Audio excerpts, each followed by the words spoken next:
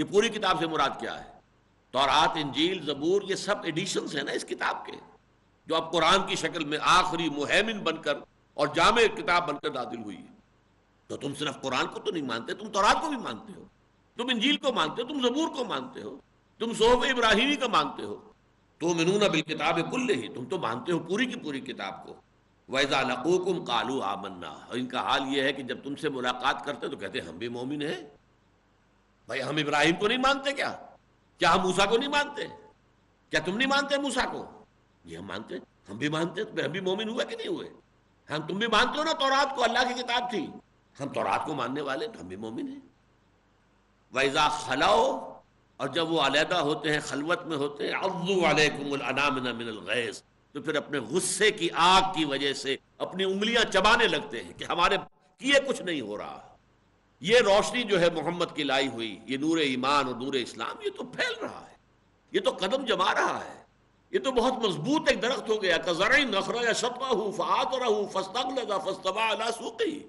اب آپ اندازہ کیجئے ان کے حسد کے اندر اضافہ ہوتا چلا جا رہا ہے، جبکہ وہ دیکھ رہے ہیں ہماری ساری سازشیں ناکام ہو رہی ہیں، ہماری ساری ریشہ دوانیاں ناکام ہو رہی ہیں، ہم نے نفاق کا پودا پروان چڑھانے کے لیے اتنا کچھ خرچ کیا ہے لیکن اس سے بھی کچھ حاصل نہیں ہو رہا ہے، اور یہ دعوت تو پھیل رہی ہے، اور یہ پودا جو ہے مضبوط سے مضبوط تر اور توانا سے توانا تر ہوتا چلا جا رہا ہے۔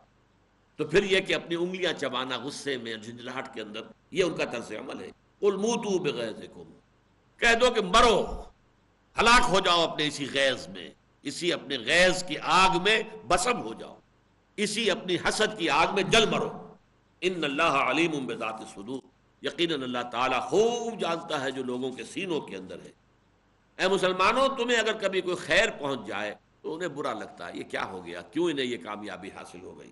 وَإِن تُصِبْكُمْ سَیِّئَةٌ یَفْرَحُوا بِہَا، اور اگر کہیں کوئی تکلیف آ جائے، غزوہ احد میں تمہیں تکلیف آ گئی، انہوں نے جو ہے شادیانے جو ہے بجائے اپنے، خوشیاں منائی، جشن منایا۔ بدر میں تمہیں فتح حاصل ہو گئی تھی تو یہ بجھ کر رہ گئے تھے، ان کے دلوں پہ اور ان کے جذبات پر اوس پڑ گئی تھی۔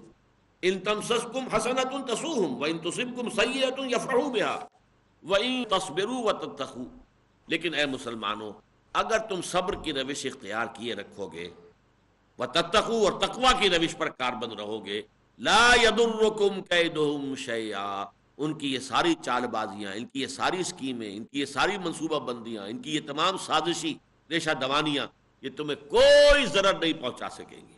ان اللہ بما یعملون محیط، یقیناً جو کچھ یہ کر رہے ہیں، جو کچھ ان کی تگ و دو ہے، جو کچھ ان کی بھاگ دوڑ ہے، اللہ اس کا گھیرا کیے ہوئے ہے، گھیراؤ میں ہے۔ یہ ایک خاص حد تک اللہ نے انہیں اجازت دے رکھی ہے، تمہیں تکلیف دے لے، تمہیں کوفت پہنچا دے، تاکہ تمہاری آزمائش ہو جائے کہ تمہارے اندر کس قدر صبر ہے، ثبات ہے، استقامت ہے، مقاومت ہے، بس یہ اللہ کی اجازت سے، باقی یہ تمہیں کوئی ڈیمیج نہیں کر سکیں گے۔ اقرأ وخيا ورتل القرآن۔